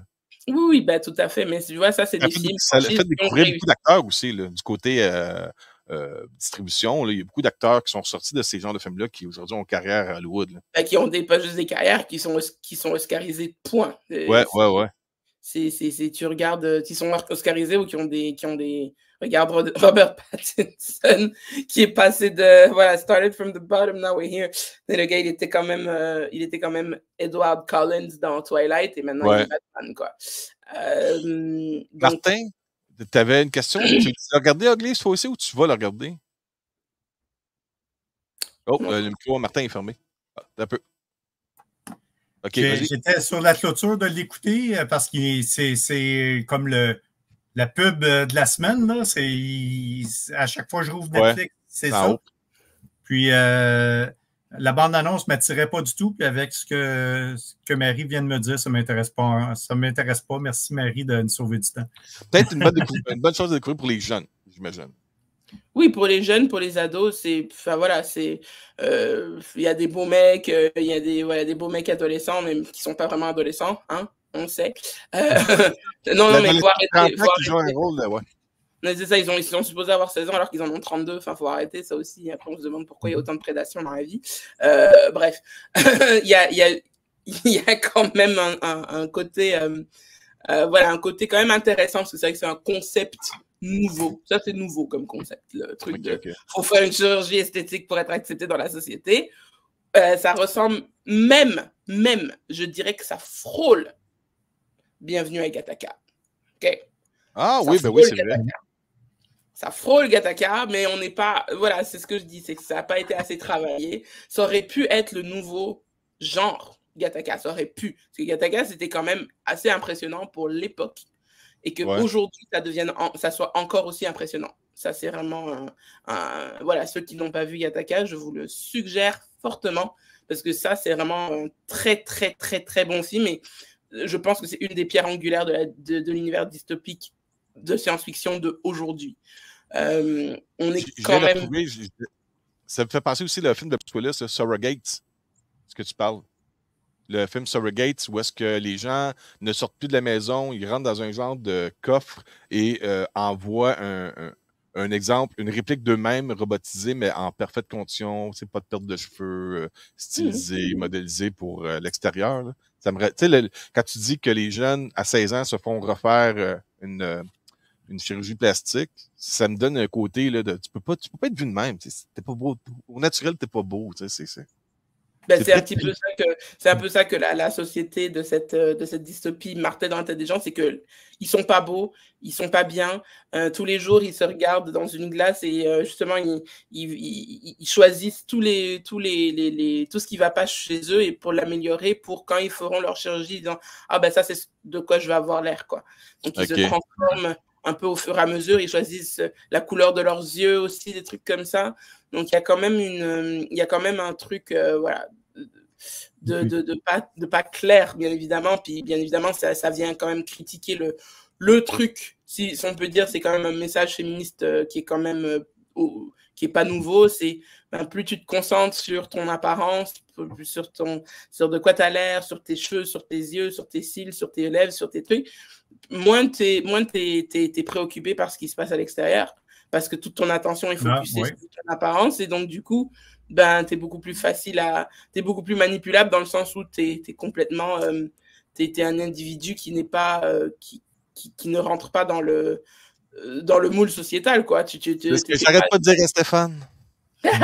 Mais c'est ça, plus tu te préoccupes de ton apparence, moins tu as d'attention pour les trucs qui vont vraiment pas.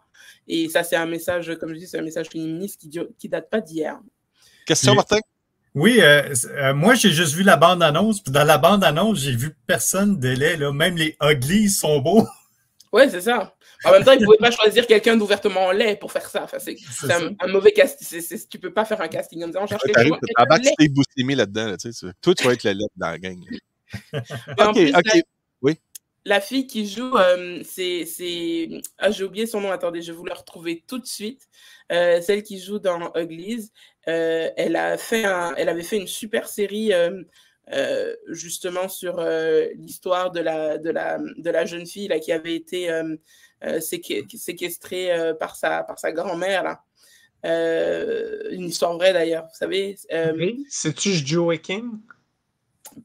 Pardon? C'est-tu, parce que là, j'ai checké le cast, j'ai Joey King, Chase Oui, Stokes. Joey King, oui. Puis elle a joué dans la série, c'est ça, dans la de Gypsy Blanchard, c'est ça, The Act. The Act. Et puis ça, c'est vraiment une super série parce que justement, c'est drôle parce que dans cette série-là, ils l'ont en lady parce que... Mais où trouvez-vous tout le temps de regarder toutes ces affaires-là? Non, mais The Act, c'est quand même un vieux truc, hein. C'est 2019. Oh. C'est pas...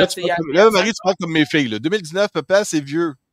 Non, mais c'est vieux. C'est quelque chose qui c'est pas récent, quoi. C'est il y a 5 ans. Donc, c'était une série. En plus, moi, je l'ai regardé. C'est une série HBO, je crois. Je l'ai regardé tous les dimanches. C'est vraiment une super série. On a regardé avec ma mère. Puis, effectivement, c'est sur la vie de Gypsy Blanchard. Pour ceux qui n'ont pas vu cette série, je vous la recommande fortement parce qu'elle joue très bien Joey King dans cette série. Justement, l'histoire l'histoire vraie de Gypsy Blanchard qui a été séquestrée par sa grand-mère, qui a été réduite au stade d'enfants handicapés pour que sa grand-mère puisse avoir de l'argent, des GoFundMe de la part de gens pour justement avoir des voyages gratuits puis des trucs comme ça. Puis elle la rendait vraiment malade. Elle lui a fait péter toutes ses dents, genre vraiment pour qu'elle ait l'air d'une enfant malade alors que c'était pratiquement plus un enfant, c'était même pratiquement une adulte. Ouais. Mais elle était tellement maigre et tellement petite et tellement en carence de je sais pas quoi qu'elle avait l'air d'un enfant, quoi. Et c'est une véritable... Bon, c'est pas un spoiler, elle a fini par tuer sa grand-mère. Elle a réussi à la tuer parce que c'était un asservissement vraiment monstrueux qu'elle avait sur sa petite fille. Mais c'est une histoire vraie et elle a joué super bien. D'ailleurs, c'est pour ça que ça me fait un peu de la peine de la retrouver dans un rôle comme ça parce que elle a tellement bien joué dans The Act que je me suis dit, cette meuf, elle s'en va quelque part, quoi. Et là, on la retrouve dans un film pour ado, alors que non, c'est plus une ado, et puis même c'est une fille magnifique, donc puis elle joue tellement bien, et puis ça c'est vraiment pas à la hauteur de son talent, mais pas du tout. Donc bref, je vous conseille The Act, peut-être un peu moins The Uglies, si vous avez une journée pluvieuse et que vous avez fini votre liste de choses à regarder. Dans la liste, il t'en reste 2. Oui. Rebel Ridge. Rebel Ridge, donc c'est l'histoire d'un ancien combattant de l'armée des forces spéciales. Ça, c'est une information très importante parce qu'en fait, il veut déposer de l'argent au palais de justice pour payer la caution de son cousin qui va en prison. Et puis, sur ce chemin... Est-ce que c'est avec Jeff Bridges? Non? Ça n'a aucun rapport. Moi, je me trompe avec The Old Man. Non, je pense pas, non. Okay. Et en fait, sur le chemin du palais de justice, il se fait interpeller par la police de façon très violente, c'est-à-dire que la police lui rentre dedans alors qu'il est en vélo, et il se fait fouiller et dépouiller, donc il se fait voler les $30,000 qu'il doit déposer en caution. Oui, je vous annonce de ça, oui. Voilà, par la police, et en fait, lui, il veut récupérer son argent, et il fait tout. C'est ça qui est... C'est un genre de First Blood. C'est un genre de First Blood avec Stallone. C'est ça me fait ça. C'est ça que je vous annonce, c'est First Blood. C'est ça, mais c'est quand même un truc, le type, tu vois, il fait partie des forces armées spéciales, il fait tous les recours légaux parce qu'il se dit, il est même poli avec les gens, il est même poli avec ses policiers alors que ces policiers, ils méritent qu'on leur crache de l'acide à la gueule, ok? Clairement, c'est des vieux, moi ça vient me...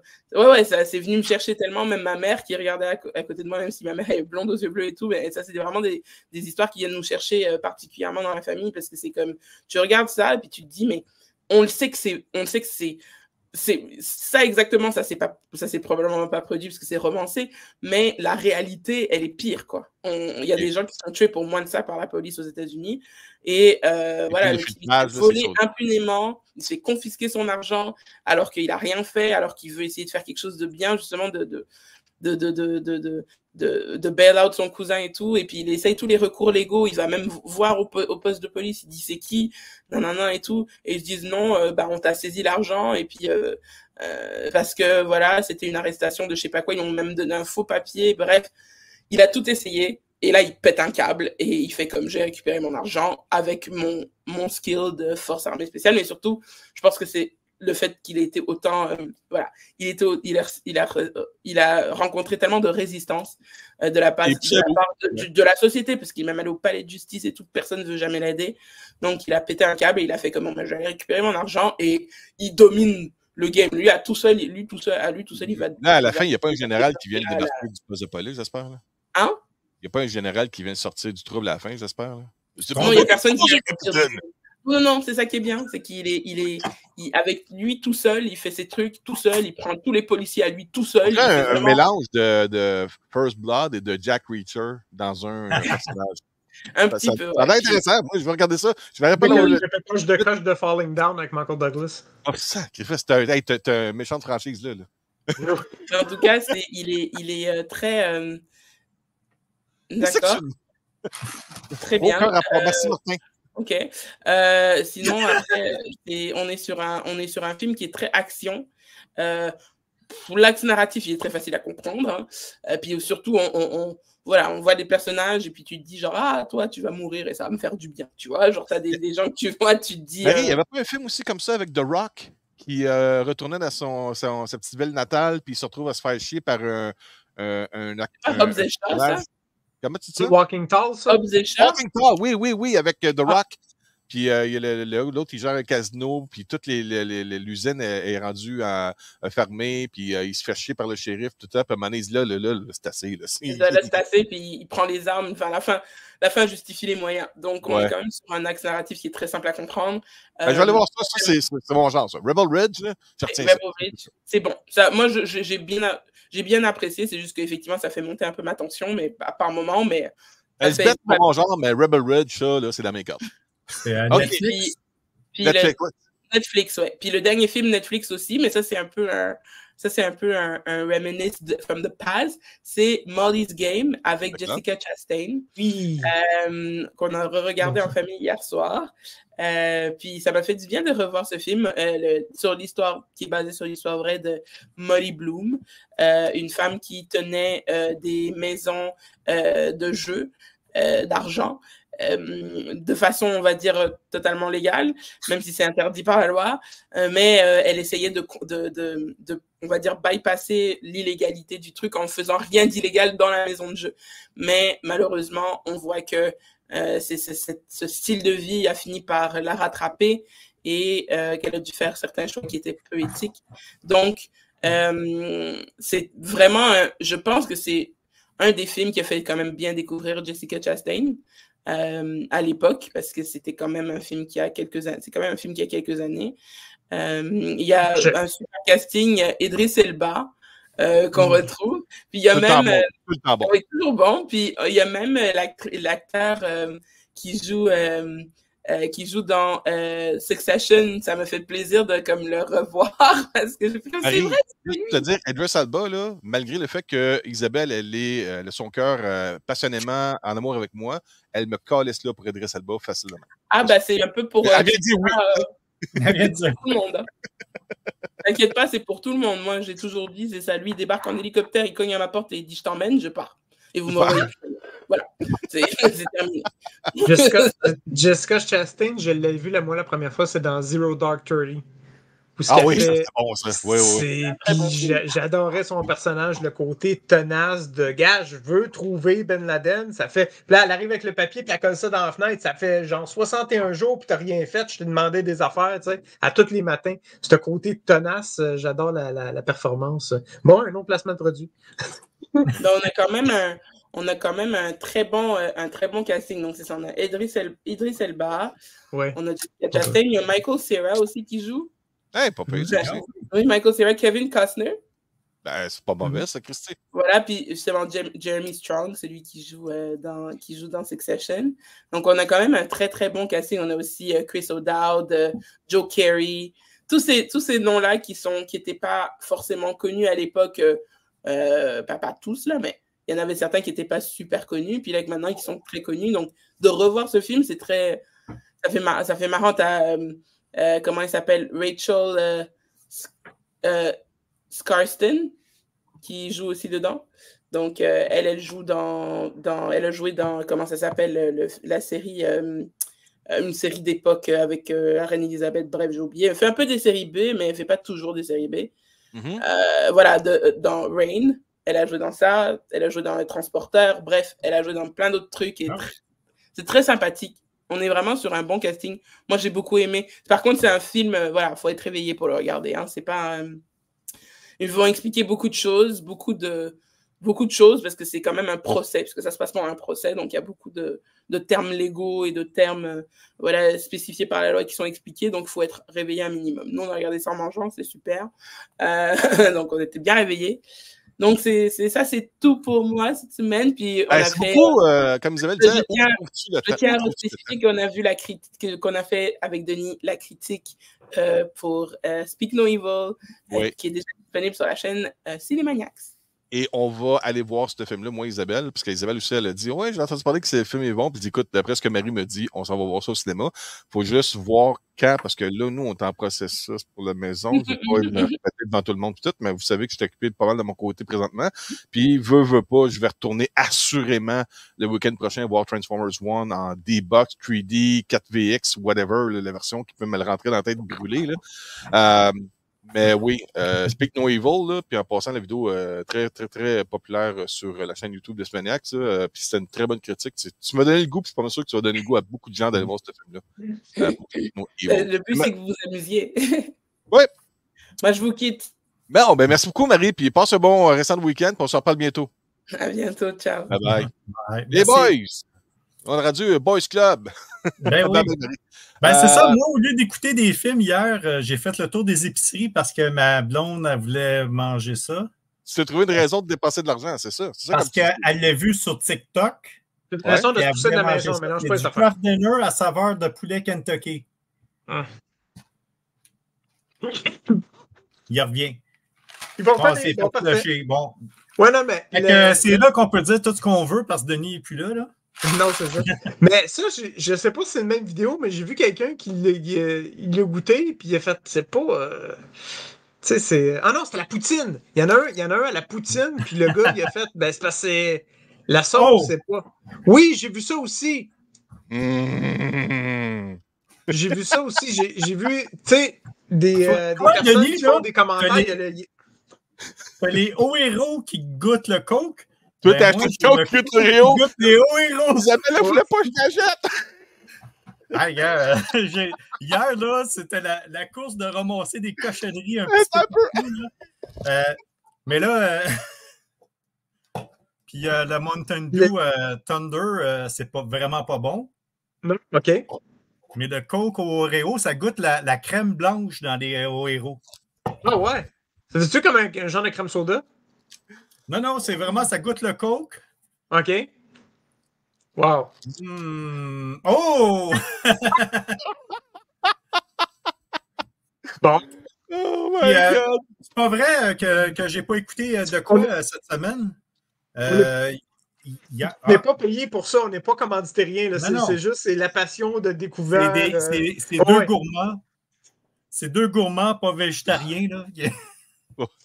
Bon, ben, tant qu'à ça, moi, j'ai pas de très cochonnerie. Moi, j'ai de l'humus au pickle que, v'là un an. Hop, Stéphane a été coupé! C'est pas vrai que j'ai rien écouté cette semaine. Denis, c'est vu que c'est sorti sur Prime, j'ai écouté The Fall Guy. Et j'ai adoré. Ah ouais? T'as aimé ça? J'ai adoré. J'ai pas été capable de finir le film, Martin. Mais tu sais, ma question première, c'est que quand que vous faisiez la critique de ça, c'est est-ce qu'il y a des références à la série? Puis Marie, elle m'a dit non. Puis toi, tu me disais tu savais pas parce que tu n'as pas écouté jusqu'au bout. Puis c'est rempli de références. Puis je reconnaissais des clins d'œil. Moi, j'ai écouté ça quand j'étais jeune, la série originale. Fait que c'était plein de clins d'œil de ça. J'ai adoré, mais je ne le réécouterai pas une deuxième fois. C'est comme. C'est pas le film du siècle, là. Puis c'est loin de là, mais j'ai été super entertainé. Puis j'ai pas trouvé de bout long. Puis à la fin, ils ont comme un making-of qui voit les cascadeurs qui doublent ceux qui jouent des cascadeurs. Fait que c'était encore plus drôle, là. C'est sur Paramount? Sur Prime, c'est sorti vendredi sur Prime. OK, oui, c'est vrai, ouais. On peut-tu dire que c'est un beau moment de nostalgie, mais ça ne deviendra pas un classique comme maintenant. C'est Back to the Future ou Indiana Jones. Non, jamais. C'est ça, tu sais. C'est comme la plupart des films. C'est la part des films qui sont adaptés d'une vieille série, qui a juste un one-shot. C'est ça. Il n'y aura pas de suite de ça. S'il y en a une, je vais être hyper surpris. C'est un flop total au cinéma. Là, parce que là, on a les deux parties qui divisent, là, mais toi, tu n'as vraiment pas aimé ça, mais toi qui l'as vu une fois au complet, tu as aimé ça, c'est-tu quelque chose que tu peux recommander puis tu penses qu'on va apprécier même si on n'a pas les références de la série? Pas de référence, ça se regarde. Moi, je trouve que tu mets ton cerveau à off, c'est ça, mais moi, la seule affaire qui me gossait, c'est on a toujours vu blanc de mémoire, l'actrice principale, là. Oui. Emily Blunt. Emily Blunt. On la voit tout le temps dans des films de femmes qui ont quelque chose à dire. Puis là-dedans, c'est comme... Elle est complètement vide. OK. Oui, elle est capable de se défendre. Tu sais, quand à un moment donné, il y a quelqu'un qui saute dessus, puis elle le ramasse, mais solide, là. Puis c'est la joke le long du film, la petite fille pas forte qui est capable d'en fesser un, puis l'autre, là. Ouais. Mais j'ai trouvé qu'elle était vraiment vide comme personnage. C'est un peu comme Cameron Diaz. Tout le long. Le reste, c'est de l'action. Le cascadeur, on s'entend, c'est un cascadeur. On s'attend qu'il se pitche en bas de l'escalier, là. Mais elle, je m'attendais comme... L'annonce laisse croire que c'est comme tasse-toi de là, j'arrive. Puis là, dans le film, tout le long, j'étais comme... Mais elle est donc bien faiblette, puis elle est donc bien... c'est un peu comme Cameron Diaz dans Night and Day avec Tom Cruise, là. Tu sais, Tom Cruise, il fait « OK, toi, tu viens avec moi, puis tu suis, puis elle est comme « OK, qu'est-ce que je fais? » Puis tout le côté... un peu l'équivalent de la princesse dans un jeu vidéo, là, tu sais. OK. Sinon, moi, j'ai bien aimé ça. C'est nostalgie, peut-être. C'est peut-être plus la nostalgie qui m'a attrapé, mais c'est... J'ai pas eu le feeling de « je perds mon temps à écouter ça ». OK. Ben, écoute, c'est subjectif pour chaque personne différente. Moi, je te dis, j'étais pas capable. Je trouvais que Emily Blunt était inintéressante. Tu sais, comme mettons, mon ex qui me fatigue, le décaliste. C'est tellement pour moi. Puis le personnage que... Ryan Gosling. Et il y a plein de conneries qu'il fait que tu sais comme pourquoi il fait ça. Ah non, j'ai pas accroché pendant tout. Mais si toi t'aimais ça, écoute, il y a du monde qui a aimé ça parce que même Marie, elle me disait qu'elle avait quand même bien aimé le film. Moi, je fais non, pas pendant tout. Puis il y a des affaires que j'aime que les gens n'aiment pas. Fait que ça dépend. Là, il est sur Prime, ça ne vous coûte rien de l'écouter. Vous pouvez l'arrêter, vous n'avez pas l'impression d'avoir mis 20$ pour rien au cinéma. J'étais voir un spectacle cette semaine, puis je m'attendais à triper comme un fou, puis j'ai ri 2-3 fois, puis le résultat, j'étais comme, c'est plate, il n'y a pas de l'air à vouloir être là. J'étais voir François Bellefeuille, puis... moi, François Bellefeuille, je l'avais été le voir en rodage. Ben, c'est ça. Et puis, la première partie, c'était comme son show. Puis à un moment donné, il dit, bon, ben c'est à partir de là, vous ne payez plus. Si vous voulez en aller, allez-vous-en. Moi, je rate des jokes. Puis il a fait ça encore. Ben, c'est une joke sur 2, elle n'est pas bonne. Puis là, il dit, ah, celle-là, je l'enlève. Ouais. Okay. J'ai vu d'autres rodages de spectacle, puis c'était pas aussi dans ta face. Là, il nous a dit 3 fois dans le spectacle comme quoi qu'on ne payait pas cher nos billets, puis ça ne valait pas la peine qu'il se force. Il se posait drôle, tu sais. OK. Puis sa première partie, c'était un autre gars qui n'a pas de cheveux, pas de poils, puis tout le long, il riait des affaires, des jokes par rapport à des situations de cancer, de personnes qui ont le cancer. C'était comme Isabelle Martinet, parce qu'à un moment donné, j'étais sur le bord de me vivre, je disais, hey, mon tabarnak, ta femme, toute ta gueule. Ouais. C'était comme, j'ai alors passé soirée avec Isa, on va avoir un show tantôt, c'est avec Michel Rivard, je suis sûr que ça va être écœurant, là, ça, mais.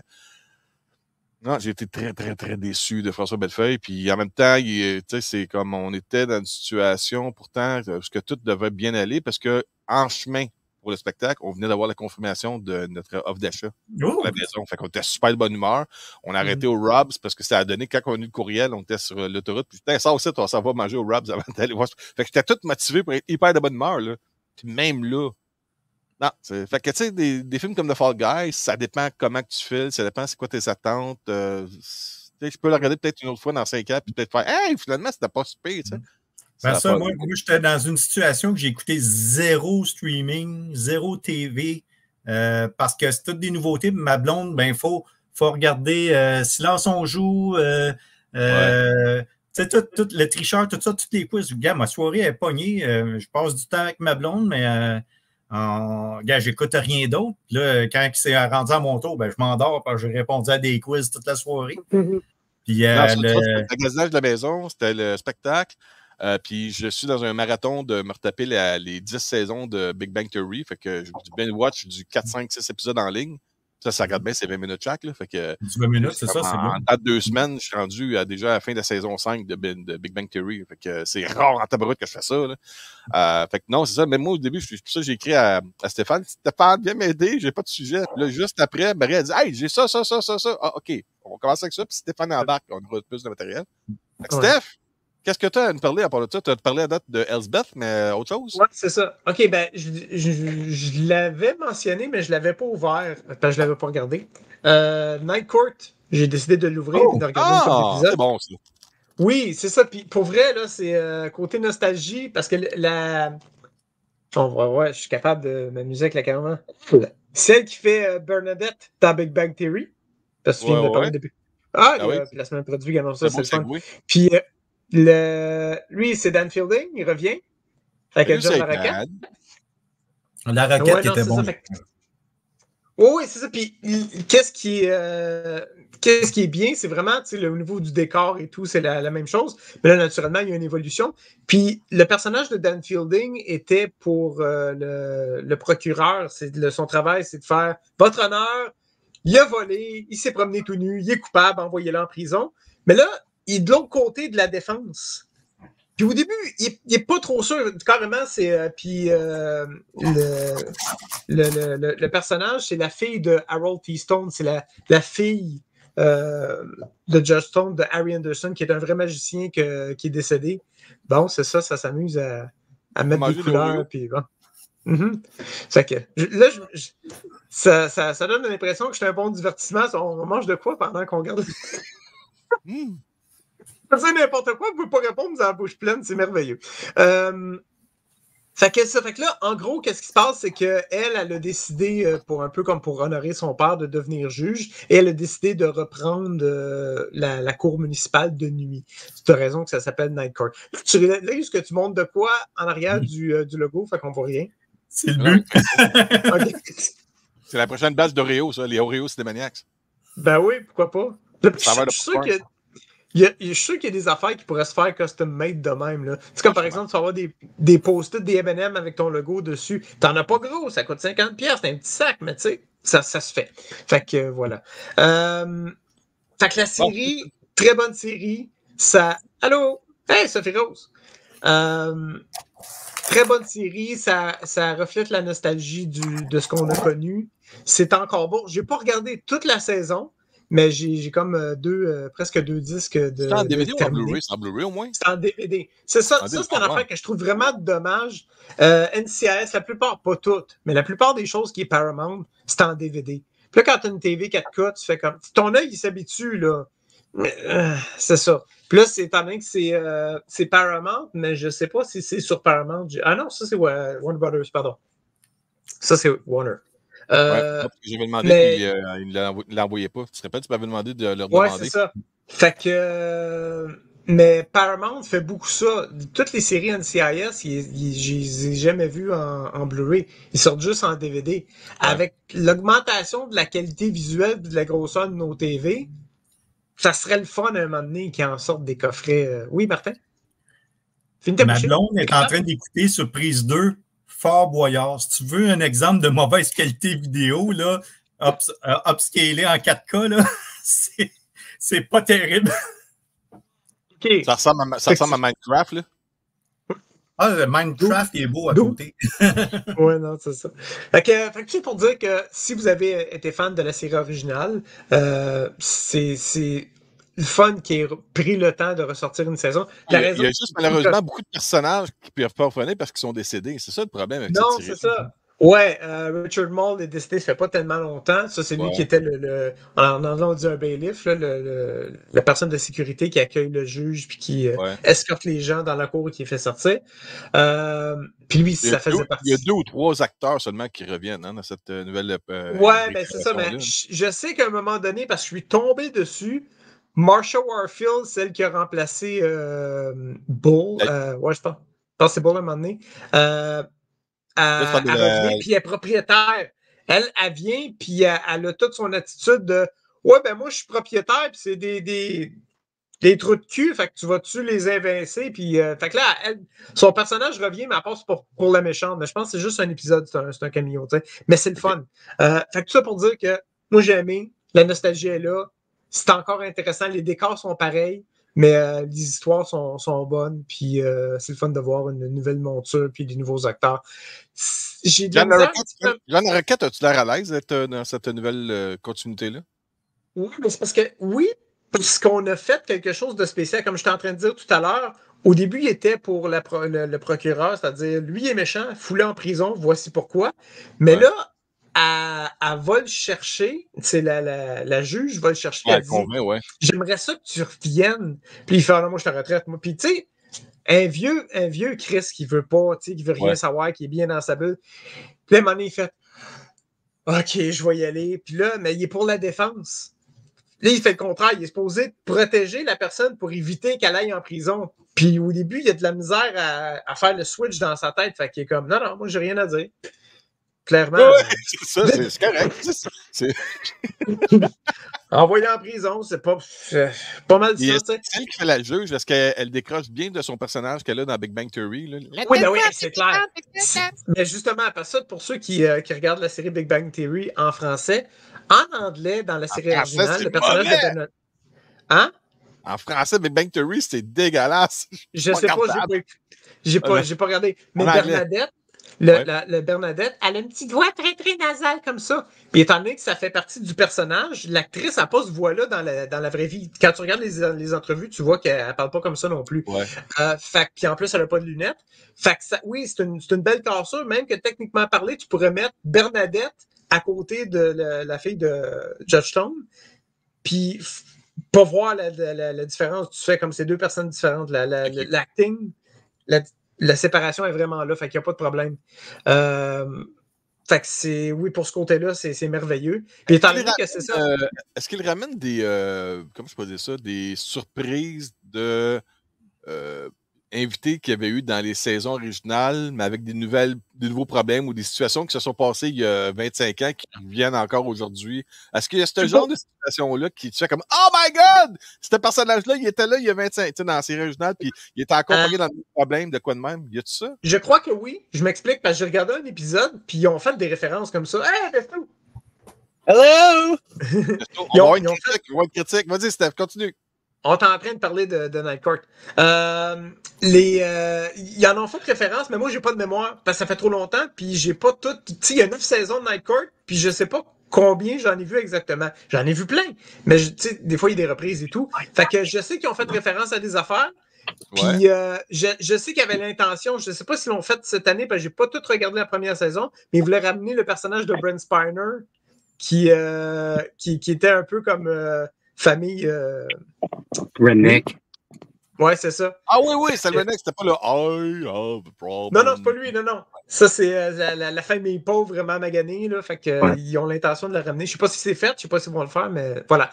Destu, on va te laisser de la place un petit peu. T'es pas là juste pour le faire. Sors-tu du visionnement de Transformers 1? On sort du visionnement de Transformers 1 et c'était épique. C'est tout ce que j'ai à dire. Parle-nous de ça. Ouais, moi puis Justin, on est allé voir ça. Puis c'était magique. Non, tout ce qu'on voulait. Je pense que ça va relancer, comme il dit, là, ça va relancer les Transformers. Là, fini l'époque de on veut juste des effets spéciaux. Là c'est une histoire solide. C'est des personnages, tu sais, là, avec un arc narratif qui dépasse tout. Et puis, comprends-tu parce que non seulement l'histoire est bonne, mais qu'en plus, tu veux voir ça avec des D-Box en 3D? Oui, non, c'est certain. Là, ouais. Mais je veux dire, là, on est loin là, du premier Transformers de Michael Bay. Là. Ouais. Il y a encore du tu sais là, ça pousse le comment ça s'appelle ça, donc du pas du nationalisme là, mais tu sais là, tu vois là, ils sont vraiment là, unis là, le all is one là, elle revient souvent là. Mais, ouais. Ben, on l'a vu en français. Fait que... Ah, OK. Nous sommes tous un, là, ça marche pas, mais c'est... Bon, pareil, t'es comme moi, Destu, t'es un fan depuis le premier temps de Transformers. Oui. Ben oui, j'avais mon antenne pointée sur le Vermont là, pour pogner Burlington. Là. Bon, OK. Tu dois être comme moi. Notre film culte, c'est Transformers The Movie de 86. Oh oui, oui, oui. Comment tu compares celui-là? L'autre, c'est de la nostalgie, mais celui-là est meilleur. Non, c'est meilleur. C'est meilleur, c'est mieux écrit, mieux dessiné, mieux. Tout est comme une coche au-dessus sans que ça tombe dans l'artificiel au bout, là, tu sais. Je sais pas si c'est toi qui m'as dit ça. Il y a du monde de Pixar qui a travaillé là-dessus. Il y a du monde de. Oui, c'est le réalisateur de Toy Story 4 qui a fait le film. C'est ça, OK. C'est un nom de Spielberg aussi d'un crédit. Oui. Un nom de Spielberg. Il est exécutif. C'est toute la même gang qui a fait les films de Michael Bay. Même Michael Bay est encore là-dedans en tant que producteur. Oui, il est encore là. Mais là, ils se sont entourés de gens qui sont des passionnés de Transformers et des gens qui sont passionnés d'animation. C'est ça la différence. Oui. Je me suis dit, quand j'ai vu la liste, là, j'ai dit, un paquet de voice actors. Ils vont mettre le budget là-dessus, mais non, c'est tout du monde qui triple, là, tu sais. C'était pas des voice actors, c'est des acteurs. Ouais. Mais tu le vois en français, par exemple, là. Oui, mais quand même. En anglais, je dirais que même en anglais, ils font. T'as pas Yves Corbeil, là. Non, il y a quelques fois où est-ce que tu entends Chris Hemsworth avec son accent australien. Ça casse un peu le côté cybertronien, tu sais. Mais le reste du Cybertron. Ça de Cybertron. Il est sur une des deux là. Mais ça j'avais une question, puis c'était ça, toi qui est vraiment. Là, je parle pour Denis. Toi, tu le vends en français, Destou. Mais le fait que ça soit pas Peter Cullen qui fait Optimus, ça dérange pas? Son nom est là. Son nom à Peter Cullen est dans les credits. OK. C'est ce que je vais dire. OK. Oui. Je me rappelle pas. OK. Hein? Pourquoi Peter Cullen est là-dedans? Je comprends pas. Non. C'est pas lui qui fait. C'est quoi son nom? Non, c'est Chris Hemsworth qui fait la voix de. Ah, c'est quoi? Chris Hemsworth fait la voix de qui? Optimus? Non. En anglais, c'est Optimus, son nom au début, là. Ah, OK. Orion je l'ai pas vu, moi. Il fait la voix d'Orion Pax. OK, bon, correct. C'est ça, là. Puis, en tout cas, sans gâcher, un robot, c'est un robot, là. Tu sais, là, ça pogne des upgrades puis des downgrades. Fait que, c'est ça. Ben, c'est pas dur. Si tu vois des images, des movie stills du film à date, là, tu remarques que d'image en image d'Optimus, il ne se ressemble pas. Il y a une évolution à travers le film. Oui. C'est ça. Et c'est pas que c'est révélé là, dans l'histoire, puis ça fit avec tout ce qu'on. Tu sais, là, on sait que c'est canon, on sait que l'histoire est vraiment là. Oui, tu reconnais des éléments de la génération 1. Mais ça fit avec les autres qu'on a vus. Ça fit avec, tu sais, là, les tangentes que ça a pris dans le comic book japonais, dans l'animation dans les jeux de Saturday Morning, avec les Beast Wars. Ça fit, là. Ça vient réunir, là. C'est ça que j'ai aimé, là. Ils viennent pas détruire. Ils sont tellement loin en arrière qu'ils sont capables, t'es capable de partir de ce film-là, puis de diriger ça sur Beast Wars, sur les jeux vidéo de War for Cybertron. Tu es capable de partir ça sur la Generation 1. Tu es capable de partir ça sur Beast Wars. Est-ce que toute cette affaire-là, parce que c'est tellement reculé loin que tu as une origine pour tout. Ouais. C'est vraiment cool pour ça. Oui. En sortant du film, j'ai dit, comment est-ce qu'ils vont rappailler cette histoire-là? Telle histoire. Fait que, tu sais, il y a des affaires qu'on pourrait discuter dans les semaines qui suivent. Mais il y a des affaires qu'on pourrait discuter dans les semaines qui suivent, là. Mais tu sais, il y a eu le bout entre ça et ça, là, entre, mettons, deux événements. Mais je suis sûr que ça va être un téléfilm de 2 heures, là. Je le vois en toi, là. T'es aussi excité que je l'étais quand je suis sorti de là, là. Ben Il n'y a rien de savant dans ce film-là. Moi, ma seule chose que j'avais, c'était comme le style qu'ils ont donné au visage des Transformers. Je trouve que c'est trop simple. Oui. Mais anyway, le reste, c'est tellement immersif que tu te perds là-dedans. C'est débile. Oui. Je vous laisse. Cool. Il fait trop chaud, puis on part de climatiser. Bye. Bye. Même Martin, là, pour te donner une idée un peu du visuel de Cybertron qu'ils ont mis dans ce film-là, qui est tellement plus intéressant que ce qu'ils ont mis dans les films de Michael Bay. Tu te rappelles quand ils ont fait le film de Star Trek 2009, là, quand tu vois Vulcan, où est-ce que tu vois des buildings qui sont comme des stalagmites, d'autres comme des stalactites? Ouais. Mais là, Cybertron est tout fait comme ça. Oh. Puis tout bouge tout le temps. c'est comme si la planète est se transformerait. La planète est en constante transformation. Fait que les buildings, les paysages bougent. Tout est un effet 3D, même si tu regardes le film en 2D. J'ai hâte de voir ça. Ouais, c'est vraiment cool pour ça. Puis tu as une explication de tout ce qui est l'existence, pourquoi ils sont de même, qu'est-ce qu'ils font qu'ils se transforment, pourquoi ils se transforment, le côté, le bon, le méchant, les autres races, les Quintesson, tout ça, là. C'est vraiment cool pour ça, parce que je pensais pas qu'il allait. Moi, je suis content, parce que je vois que les gens qui voient le film, tout le monde trippe. J'ai vraiment hâte de voir Jocelyn, qu'est-ce qu'il va pouvoir dire là-dessus, parce qu'il était là aussi au visionnement. OK. Moi, je dois vous laisser. On parlait de 3D, là. J'ai remarqué un petit quelque chose sur iTunes. Ceux qui ont les lunettes pas abordables là, d'Apple, là. Il y a certains films, tu peux ça a l'air que tu peux jouer ta librairie iTunes là-dedans. Puis il y a certains films, s'ils existent en 3D, ils sont disponibles avec les lunettes en 3D. OK. Fait que c'est comme je regardais les films Transformers parce que ma blonde est repartie écouter tous les Avengers puis tous les Transformers. Puis je cherchais ça. Puis là, il y avait un petit logo 3D. J'ai cliqué dessus, puis ça disait si vous avez les lunettes Apple Vision. Vision Quest. Ouais, le masque, là, le masque de ski, là. À 5000 $, là, ouais. À 5000 $, et tu peux écouter le film en 3D. Ah, ça revient pas cher. Fait que ça revient cher pour écouter ça, là, mais c'est comme, tu n'as pas besoin d'acheter un autre film, c'est si le film est disponible. C'est la même affaire que si tu achètes le film en HD, s'il est disponible en 4K, tu n'as pas besoin de repayer pour avoir celui en 4K, tu l'as. C'est ça, entre guillemets, avantage de Apple par rapport aux autres streaming. Là. OK. C'est. Paye pour une version, il donne la meilleure version de qui est disponible. Tu n'es pas dans le acheter du streaming, du virtuel, là, mais pour ceux qui l'ont, ils n'ont pas besoin de rien acheter d'autre. C'est là. Okay. Messieurs, il faut que je vous laisse parce que moi, je m'en vais spectacle, puis je vais faire un avec par ma douce moitié que j'adore. Donc, je ne veux pas la contraindre. Ouais. Je vous laisse là-dessus. On arrête le Cinémax en direct. Merci beaucoup d'avoir participé. Merci Martin. Merci à Marie aussi qui était là. Merci à Desto qui est arrivé à la dernière seconde pour parler de Transformers 1. Stéphane, merci beaucoup. C'est vraiment apprécié. Oui, quoi? Denis qui disait hey, j'aimerais ça faire au moins une demi-heure. Ouais, c'est parce que j'ai laissé un message vocal à Stéphane parce que je dis j'ai absolument rien de prêt. J'ai rien de prêt. Finalement, on a fait 1h30 facile. OK. Parfait. All right. Merci beaucoup à tous. On arrête là-dessus. Juste parler les boys après 2 secondes. Puis, all right. Merci. Bye bye. Bonne semaine.